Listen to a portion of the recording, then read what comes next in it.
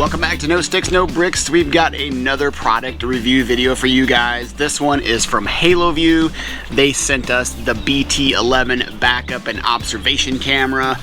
This should really help us out as we tow our 44-foot fifth wheel across this country. We've been living and traveling full-time in our RV for 3 years now, and we've been using a different backup camera system, and well, it doesn't really work all that great. I've been wanting to replace it for a long time. You can barely see out on the monitor. It's real fuzzy. When it rains, you can't see anything. So I was pretty excited when Haloview contacted me to see if we would do a video on this. So let's see what's in the box.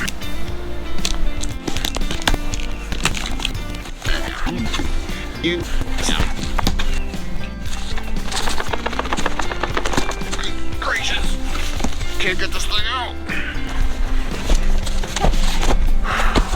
This one is 1080p high definition, so this would make a huge difference when you're trying to see who's behind you, if cars are passing you, or whatever the case may be. If you've watched our channel before, you know Jen follows behind me in the Jeep, so I always like to keep an eye on her to make sure she's still behind me. We do talk to each other with our walkie-talkies, but sometimes the battery will die or whatever happens.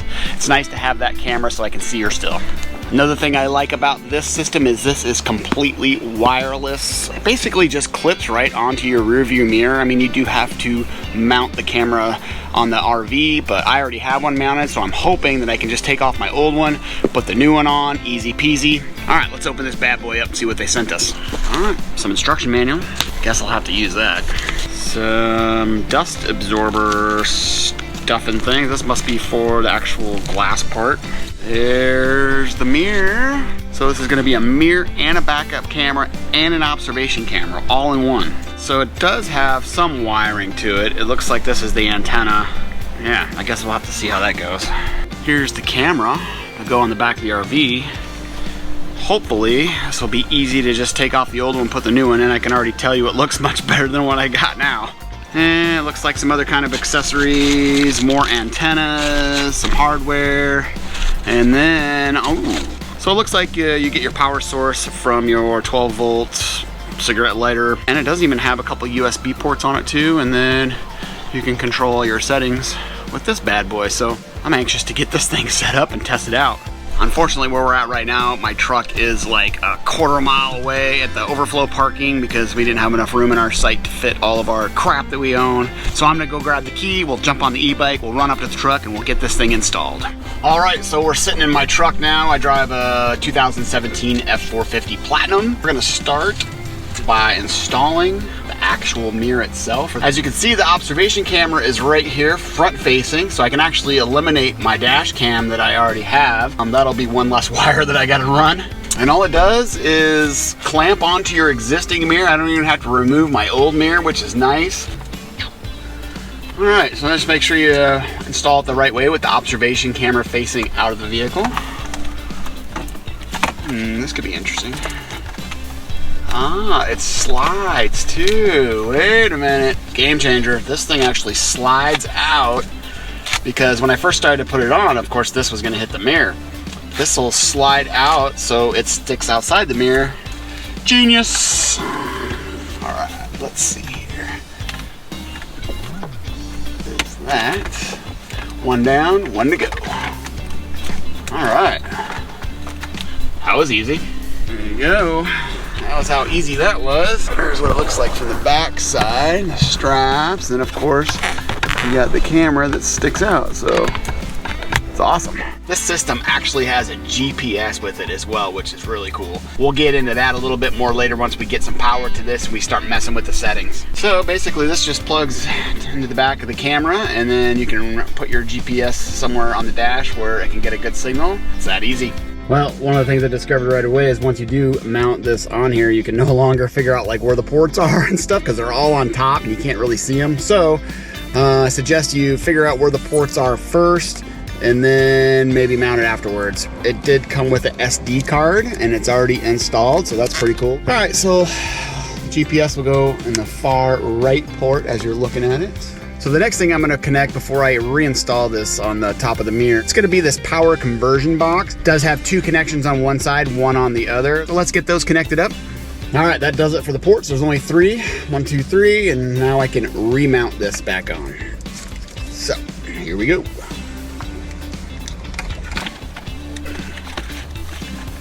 All right, we're just gonna set the GPS antenna on the dash for now until I can get everything all set up, and then I'll tuck all the wires away and make it nice and neat. All right, so next we're gonna mount this smart box. We're gonna put the antennas on real quick before we mount it, and then this will connect to the power filter, which will actually connect to the wires that we just ran from the camera. All right, so it looks like this does come with 3 different antennas.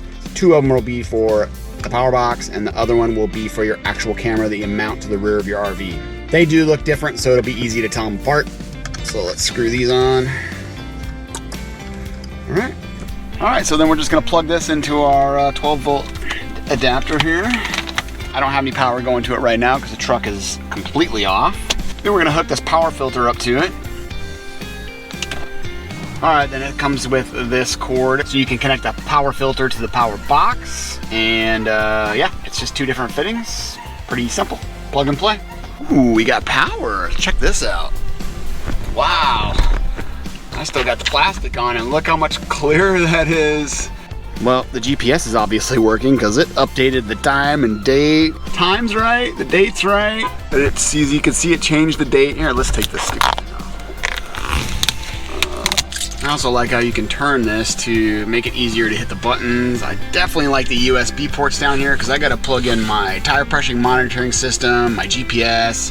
So we may still have to use an adapter for extra ports, but it's nice to have those 2 handy. Now we got to go install the actual camera to the RV, and since we are so long, it's recommended that we have an extension cable for the antenna, which Haloview was nice enough to send us. So we're gonna have to mount this as well, because we are 44 foot long. Just the RV itself, between probably the camera and the truck, is close to 55 feet or so maybe. So let's head back to the RV. We'll install the extension cable and the camera, and then we'll bring the truck over to the RV so we can pair them.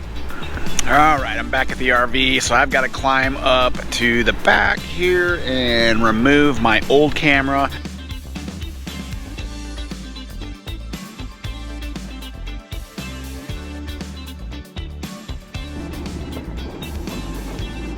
All right, so I just tapped into the existing red and black wire that was already set up on here and just spliced them in to make it easier. This green wire that comes with the system, I can't find anything on it. There's nothing in the instructions. I've watched other YouTubers and apparently it's just not used. So I'm just gonna clip it off. We're not gonna use it. Now I'm actually gonna use both rubber gaskets, the one that came with this new Halo system and my old one, because we do have full body paint. This was painted obviously after this was put on. So otherwise, if I just stick the new one on there, it's gonna have some white space. It's gonna look kind of crappy. So I'll just double it up. All right, a little bit of a challenge with the double gasket, and I'm definitely gonna have to put some sealant around this again, keep water from getting in there, but it is mounted, it looks pretty good. And now we just gotta put the antenna on, run the wires across the roof. Should be ready for a test. Now this antenna part is optional. Like I mentioned before, we have a long rig, so they gave us the extension, but if you have a smaller RV that you're putting this on, then you can just put the regular old antenna on right there.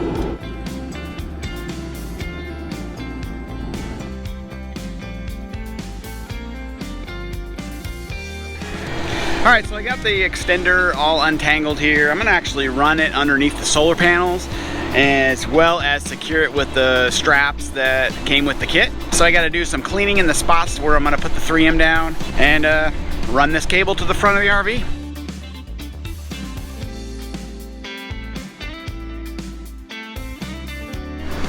So like I mentioned before, this RV has full body paint, so I think what I'm gonna do is just 3M this antenna mount to my paint instead of the rubber roof, because I think it'll stick better on the paint.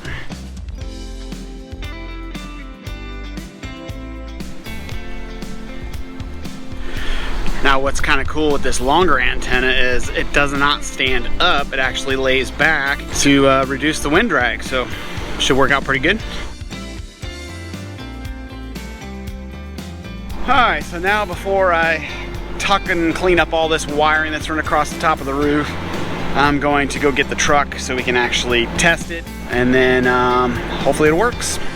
All right, I got the truck, and now we're gonna hook up power to the truck, make sure we got power going to the camera before we connect them.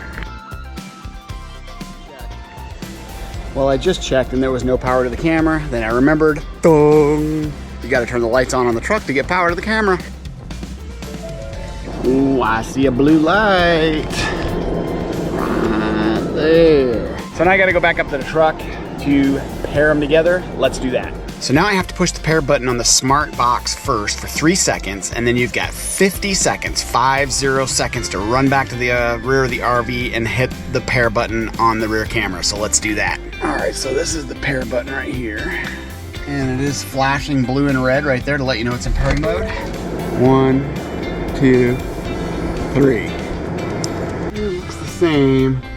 Oh, it did work. Look, there's the rear of the RV. So you got 3 different options here. You can get front view, rear view, and then the entire rear view, entire front view. So here's the rear camera, and you can actually move it a little bit up and down, which is handy. And then this BSD, this is for the blind spot detection. And I'm not gonna be able to do that right now since we're in the RV park. I'm gonna have to wait until we get somewhere that actually has lines, a road, a back road, or a parking lot, or something like that. Another thing you can do is if you tap in the middle here, it'll split up the screen, so that's cool. And then if you just tap on the front camera, then it'll show you the entire front camera. Or if you tap on the rear camera, it'll show you the entire rear camera. Oh, let's see if you can actually adjust this one. Oh, just a little bit. You can see it kind of go up and down just a hair, but you can actually move this front camera up and down. I had to do that earlier. To get the settings to pop up on here, make sure you swipe up from the middle, and there you go. You got your recording on and off. And then you can go to your files to see what's been recorded as you're driving. You got the front side camera, and then you got like the rear camera. Overall, it was a fairly easy installation. It didn't take me a bit more than like maybe an hour or two, mostly because I had to run back and forth between the truck and the RV. But we'll finish this up here in a couple days when we get to the parking lot, and we'll do the calibration and go from there.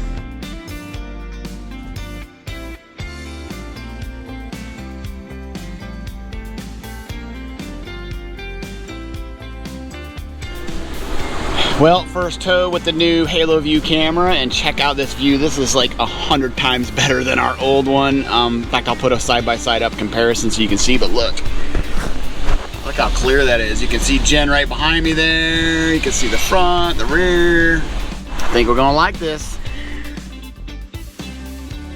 All right, it's a few days later, and I'm actually now to the point where I can calibrate the BSD, the blind sensor detection, on this mirror. So basically what you do is you swipe up in the middle to get to the settings, and then you touch the BSD button, and it will kind of just run you through what you need to do. So it says, ensure that the lane is clearly shown in display, adjust camera angle to show the purple lines intersect, overlap with the end of the current lane, which you can see up there they do. They are overlapping just a touch. So then you hit calibration.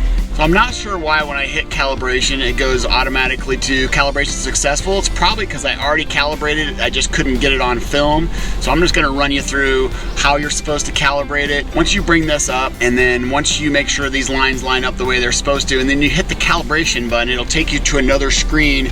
And what you do is you touch the very far upper left corner, the very far upper right corner, the very bottom left corner, and the bottom right corner. And what that does is that will calibrate that system so it knows when those vehicles are in your blind spot when they're passing you. Sorry I couldn't show that to you, but I think it's just because I already have it calibrated, so it's already showing it successful. All right, first travel day in the rain with the new Haloview. What a difference. I can actually still see out of this one, look.